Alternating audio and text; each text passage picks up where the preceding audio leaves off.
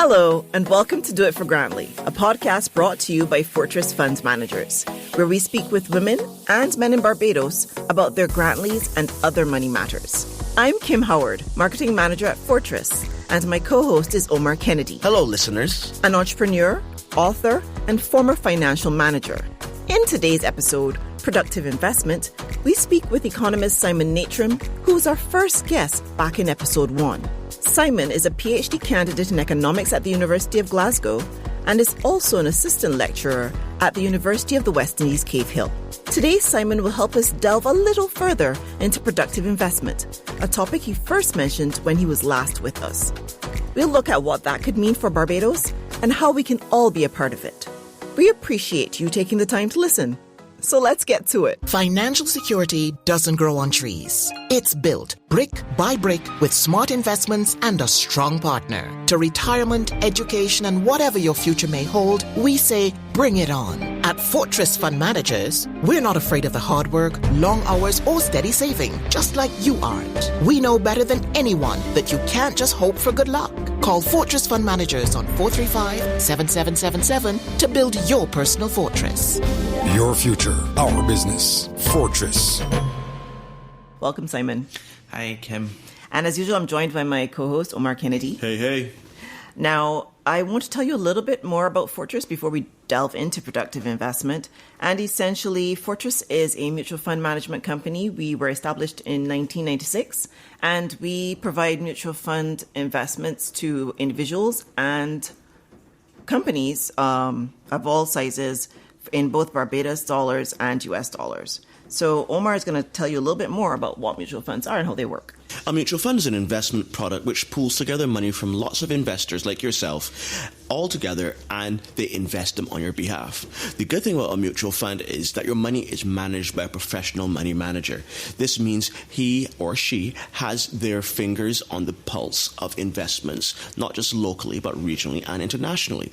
And how you also benefit is that you benefit from from diversification, which is not putting all of your eggs in one basket. So, for example, by yourself, you may be able to invest in 1, 2, or 3 companies, but through a mutual fund, because they get all the pooled money and they invest it all over the world, you could invest in literally hundreds of different companies or countries around the world. And this allows you definitely to put, all of your eggs in different baskets. So you maximize your potential returns and minimize your losses. Excellent. And I just want to make sure that everyone knows who's listening that if you're new to Do It for Grantley, we have a previous season. There's 7 whole episodes now because this is our second episode for this season. There's 7 whole episodes, all available on our website or wherever you listen to podcasts. You can download and listen to them at your convenience, but there's plenty more for you to hear and plenty more coming up.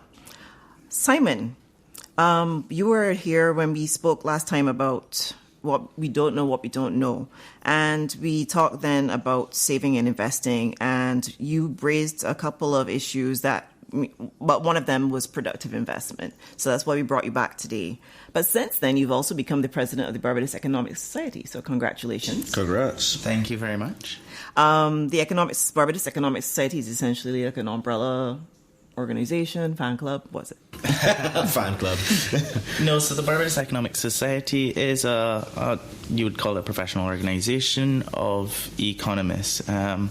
It is, open to those who view themselves as economists, but we have a responsibility to play both in moderating the public debate on economic issues and on informing society broadly about how to think about policy problems, and in ourselves, to advance in our own knowledge and understanding of economics and how Barbados economy works. So we have a huge responsibility, I think, particularly in this context. And, well, in terms of advancing our knowledge and our awareness, I had not heard about productive investment before you spoke to us that last time. And you gave us quite a definition. When you explained to us it's lending money to Barbadian businesses or lending money to businesses generally to invest in new technology. And if you get the money into those businesses, you said it generates economic activity. And from your perspective as an economist, it is the world of social good. So can we talk a bit more about the potential for productive investment to boost the Barbadian economy, given our current climate?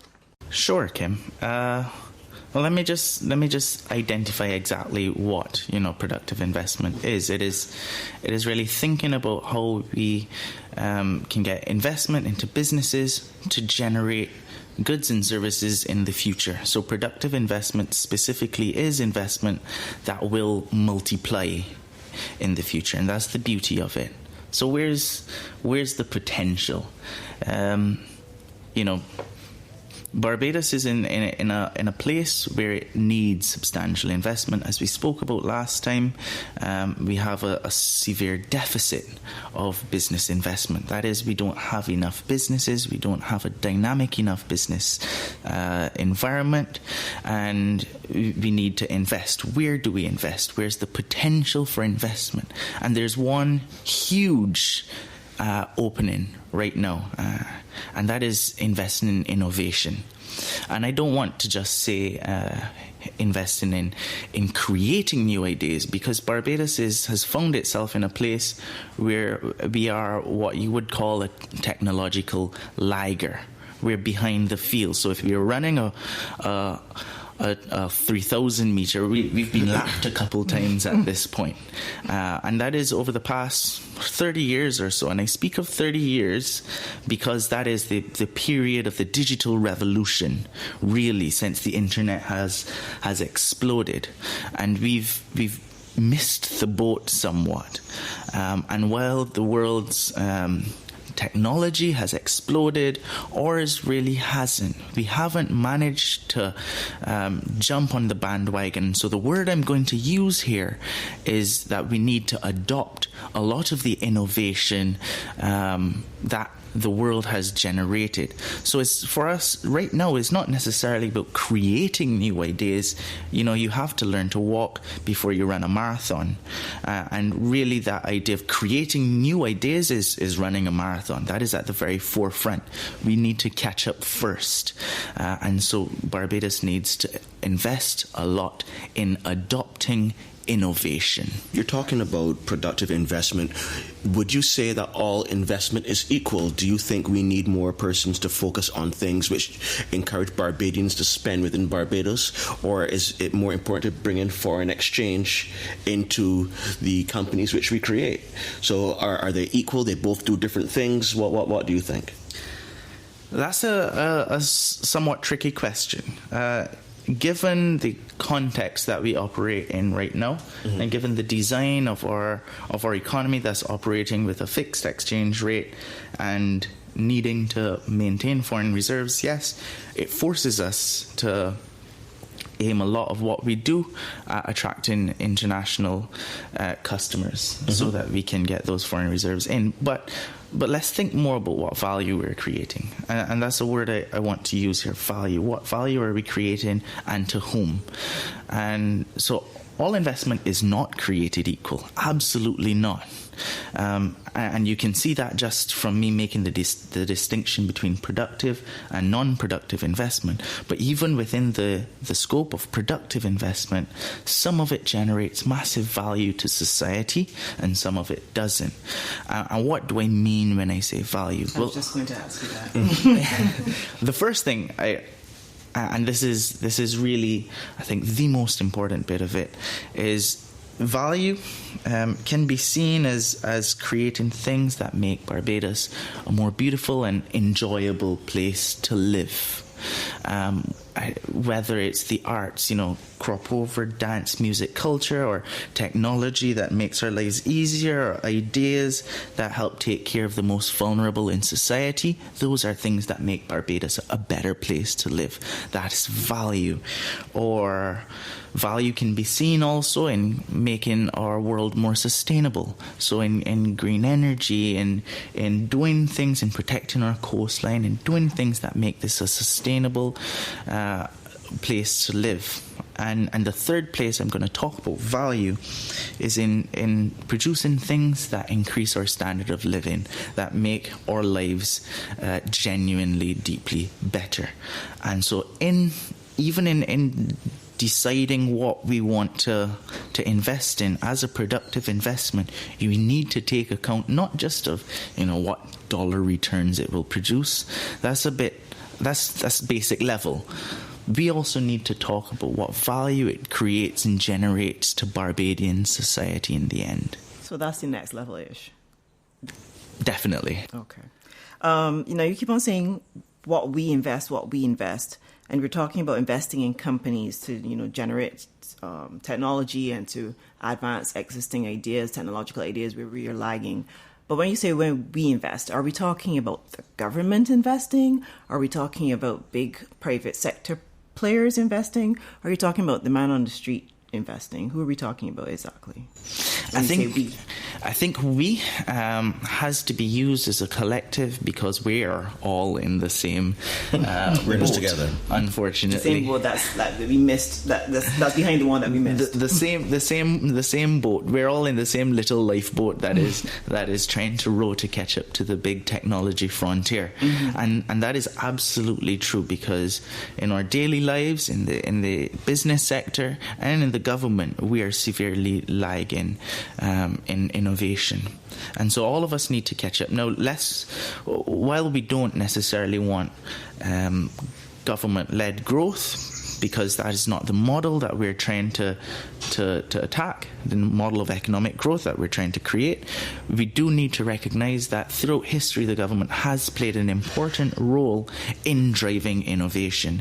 And you can think about something as simple as the Apple iPhone, where almost all of the bits of the Apple iPhone are based on patents, on ideas that were generated through the use of public funds, as in through the use of government-generated innovation. And the same thing holds here. So it is not about any very specific industry. We are all kind of in this together. The government has a role to play in pushing and prodding innovation. The private sector has a hugely important role in adopting new technology because they're the ones really that has the ability to take innovation and run with it, to truly implement it. A lot of the time at the prodding of the government, and even us as households and consumers in terms of what we choose to use, what is something as simple as choosing to go to the ATM rather than going into the bank, and even then in our roles as entrepreneurs, in terms of creating new ideas that are not just doing the same thing over and over, not just copycat the guy you see down the road, but adopting innovation, and even where you see new ideas around the world, taking those and adopting those because you believe this could make our little world in Barbados better. Okay, well, I have a question then. I am going to kind of put you on the spot here. Where do you think the next wave of growth will come from? We're talking about productive investment, and we as an aggregate have to, we're all in the same boat together. We have small businesses, we have medium-sized businesses, we have the large and uber large local companies which do business in Barbados, and all are very important. And at the current stage of Barbados' economic development and where we stand behind the curve or wherever we are on the curve, do you think a specific place will be leading the charge, a specific size business? That is actually surprisingly not a hard question to answer. Don't try. You look throughout history, and those companies that have generated the fastest growth for a century, 2 centuries are small businesses. Small businesses are those with the potential to generate explosive growth. So on their own, someone starting a new business is economic growth. You start a new business, you know, whether it's, say, a coffee shop, all of a sudden you're producing new coffee, and that is economic output you're adding to the economy. You get that on a broad scale, and you on its own, it creates economic growth. And those tend to be small businesses because they're new, They tend to need to be innovative. They tend to need to be very creative in order to enter the sector. And those are the ones that come with really interesting bits of innovation, who can adopt the technologies that you see all around the world. But that's not just where the effect ends. The beauty of having lots of new companies entering sectors and challenging incumbent firms that already exist, is that it lights a fire under existing large companies. And that's where a lot of the time you begin to get innovation out of existing companies that previously would have, been comfortable, happy to continue to give you the same product over and over again. When you get lots of small companies coming in, you get competition, and that competition is what drives innovation.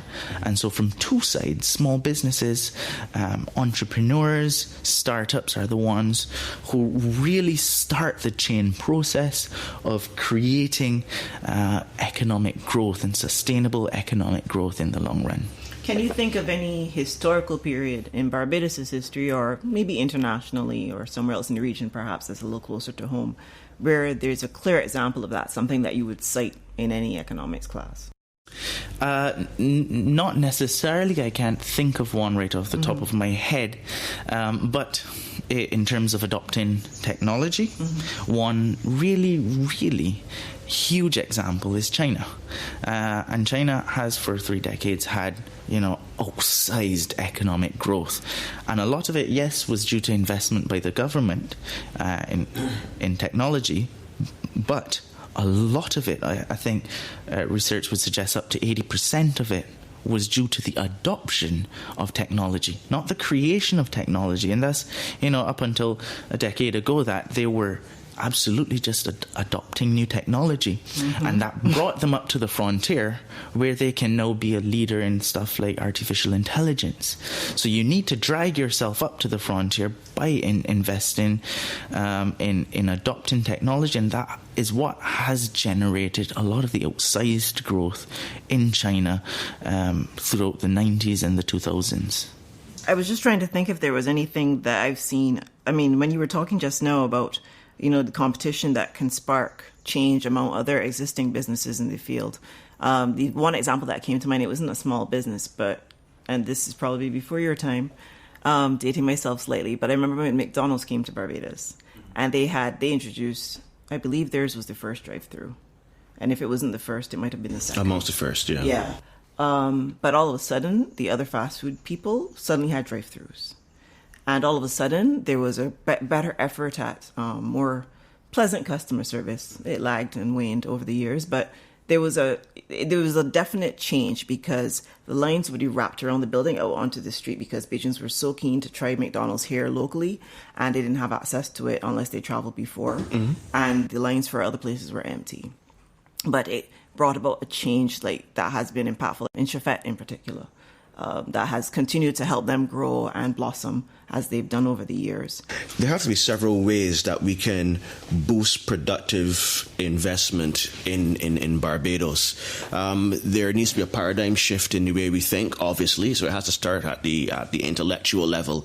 But where can we go from here? What should our next steps be as individuals? Yourself, myself, Kim. What can we do to kickstart the ball? Number one, and I think I always try to attack the biggest problem first. So the biggest problem is always money. In order to get productive investment, so that we can kickstart growth, we need to be providing the finance to entrepreneurs, to startups, to small businesses, to medium-sized enterprises, and in every case, giving them access to finance and to funding to be able to grow their businesses, to be able to bring their business ideas into reality, to be able to invest in capital, to invest in innovation, to invest in technology. That is the number one issue that we face right now, that is really blocking the economic growth in Barbados. businesses in Barbados have for a long time said that their number one issue is accessing finance. And it's very odd because in Barbados we have the problem of excess cash in the system. Lots of people have lots of savings, and yet businesses find it difficult to access them. So this is a problem of what we would call intermediation, of getting the money from savers to borrowers. And that is the number one thing we need to address in terms of creating this dynamic business sector that we want to talk about, because it has to be that when someone has a great idea, they can access the funding and the financing and in an appropriate way, and not just the $2,000. We're talking about serious funding to get serious businesses off the ground without having to have access to that money on their own already. That is, you don't have to have it in your bank account before. You should be able to find access to investors. I agree, which leads to the next point. The average person, he may want to invest. He may have some money put down, he got some money somehow, somewhere, he invested in Fortress, and, he said that he's reached his threshold, he now wants to invest it in another business. Very smart guy. Yeah, very smart guy. So, but he doesn't know anything about investing in businesses. He just knows that he had to invest, get his money, his return compounded. Now he has his cash, but he just wants to invest. What should he look out for? How do I know what business is potentially good as an investment? Because there's so many options out there, so many industries, so many variables. And one of the key words associated with entrepreneurship and business creation is risk. So how can we mitigate some of that risk? Well, certainly that is where the financial intermediation sector comes in. Mm-hmm. That is where, whether it's mutual funds, venture capitalists, angel investors, whoever, these finance professionals are the ones who can provide your average Barbadian sat on a bit of money with the investment advice and with the vehicles to invest their money appropriately.